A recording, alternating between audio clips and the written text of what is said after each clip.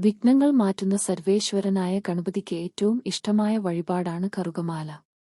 കറുകമാല ഗണപതിക്ക് പ്രിയങ്കരമായതെങ്ങനെ എന്നതിനു പിന്നെ കഥ അറിയാം.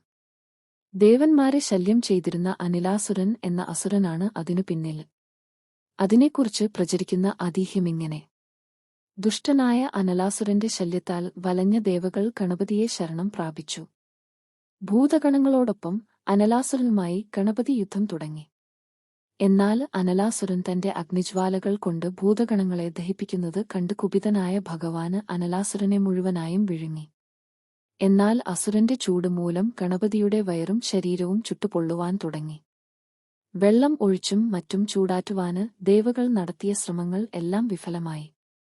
അപ്പോൾ അവിടെ എത്തിയ കശ്യപമുനിയും ഋഷിമാരും കറുകപുല്ല് ഭഗവാന്റെ ശിരസിലും ശരീരത്തിലും ചാർത്തുകയും അതോടെ അഗ്നിശമനം വരുകയും ഗണപതിക്ക് സുഖമാകുകയും ചെയ്തു. അന്നു മുതൽക്കേ ഗണപതിക്ക് ഏറ്റവും പ്രിയങ്കരമായ വഴിപാടായി കറുകമാല ചാർത്തൽ മാറി. ഉദ്ദിഷ്ട കാര്യസാധ്യത്തിനും തടസ്സ നിവാരണത്തിനും ഗണപതിക്ക് കറുകമാല ചാർത്തുന്നത് ഏറ്റവും ഗുണകരമാണ്. ഒരു മണ്ഡലകാലം 41 ദിവസം തുടർച്ചയായി കറുകമാല ചാർത്തിക്കുന്നവരുടെ ആഗ്രഹം ഗണപതി തടസ്സം കൂടാതെ സാധിപ്പിക്കും എന്നതാണ് വിശ്വാസം.